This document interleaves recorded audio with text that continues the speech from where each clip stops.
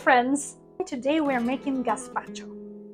It is fresh, vibrant, and zero stove required. There are two ways to make it. You can either blitz it in a blender and then you'll have this texture, or you can dice everything and use an immersion blender. For gazpacho, we'll need tomatoes, cucumber, a green bell pepper, half an onion, 1 garlic clove, bread, extra virgin olive oil, sherry vinegar, and salt.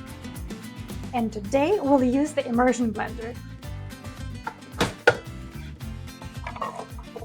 For the soup itself, we only need half of a cucumber, and the other half will be used for topping. Same goes for the pepper.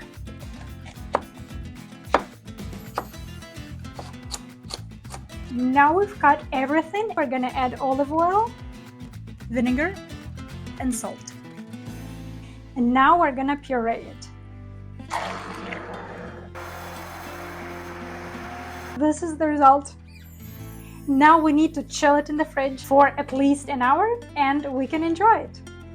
Don't forget to like and subscribe for more delicious, healthy, and easy Mediterranean recipes.